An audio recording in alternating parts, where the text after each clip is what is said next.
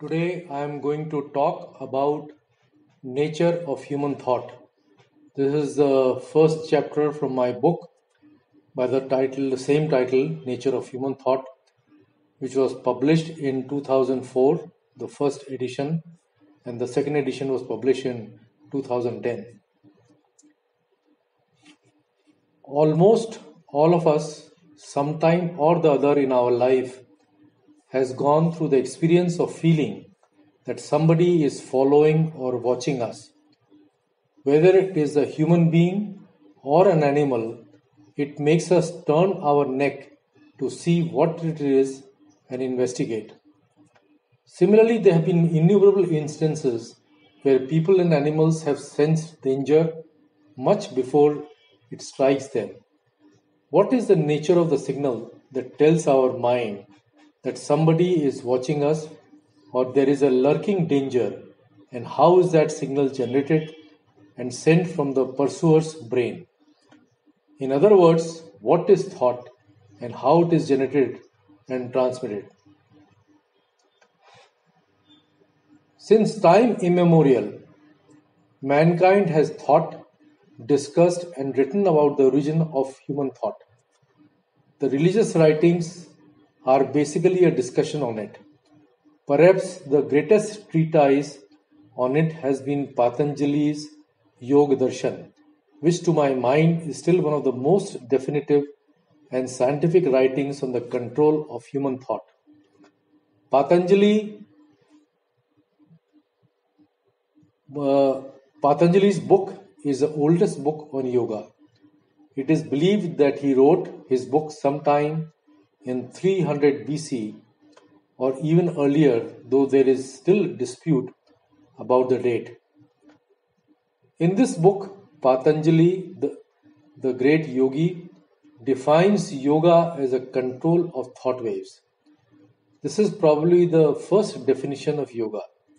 He then describes how through yoga one can produce concentration and how this concentrated thought can be used to gain physical and spiritual powers for a person's ultimate enlightenment.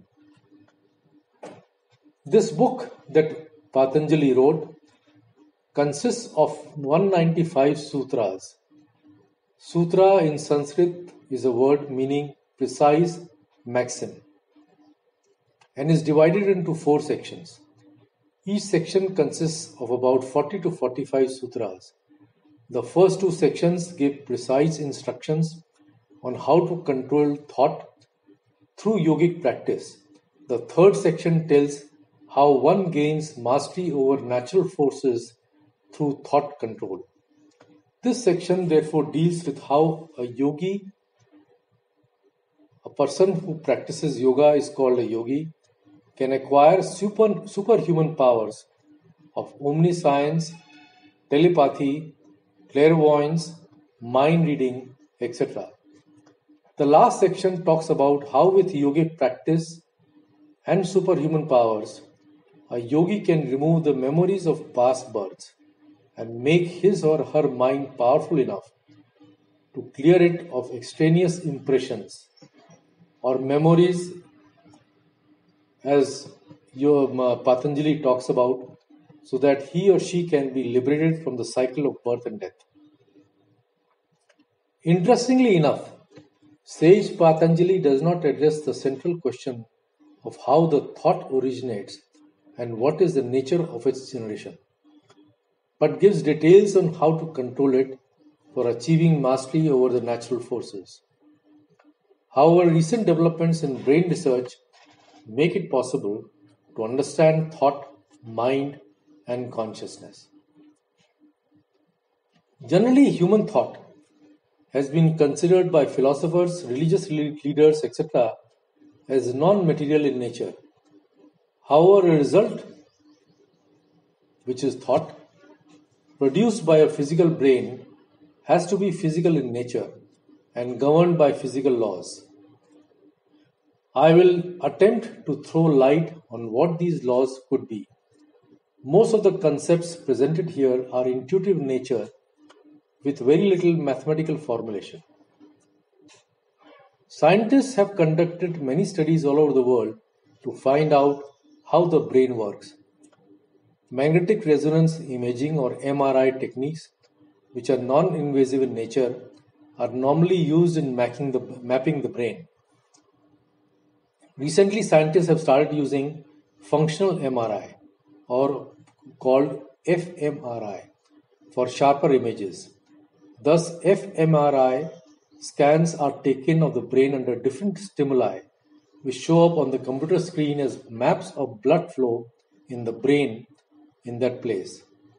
Scientists then say that the place of maximum blood flow is the area where the thought of a particular nature is generated. They also say that memory of that particular stimulus exists in that part of the brain. However, we are still not sure what the exact location of the memory is, and there are conflicting theories about whether fMRI really shows all the neuron activities for a particular thought. Besides, fMRI may also interfere in the thought process since it produces magnetic field which is tens of thousands of times stronger than the Earth's magnetic field. Nevertheless, there is a consensus that the thought is produced when the brain neurons fire. How many neurons fire for a single thought, nobody knows. We can, however, conceptualize that firing of neurons produce a structure like hologram, which can be called a thought. We will try to explain the nature of the structure and its attributes in the following sections and chapters. There are close to 100 billion neurons in the brain. The exact number is still unknown.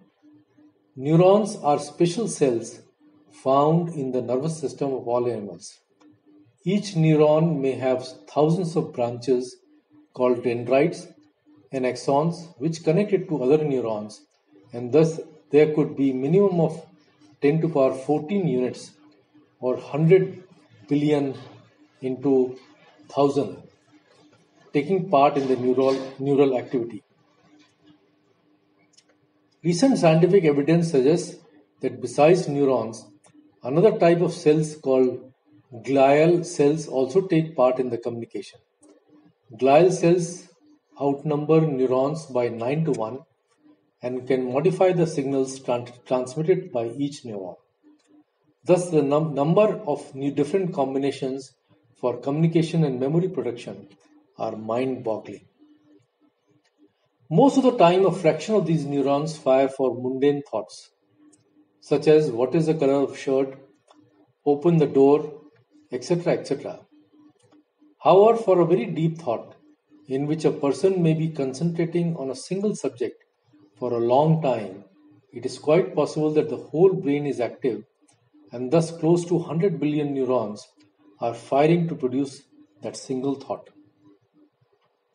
The number of neurons firing may also decide how long the brain focuses on a single thought and on its intensity. A deep thought in which a person contemplates and reflects on a particular object very intensely and almost goes into a trance-like state is called Sanyam in Patanjali Yoga Darshan. Practice of Sanyam also helps in developing a very powerful mind. According to Patanjali, the whole basis of yoga is to achieve Sanyam, and its use on any object then results in its complete knowledge. Interestingly, sage Patanjali devotes 1/4 of his book on how the deep thought through Sanyam can interact with matter and produce wonderful physical powers for the yogi. To my mind, he is the final word on the control of deep thought and its use to discover God or universal consciousness.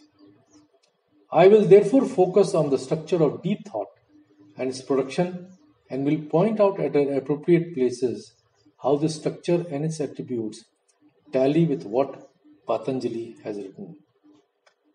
In order to explain thought, which is a hologram or a geometric structure, we will take help of concepts of energy-based dissipative structures, chaos theory, and synchronization or emergence of spontaneous order. All these concepts show how order is produced from chaos, especially when large number of variables interact with each other. This interaction produces a geometric structure from seemingly chaotic behavior of these variables.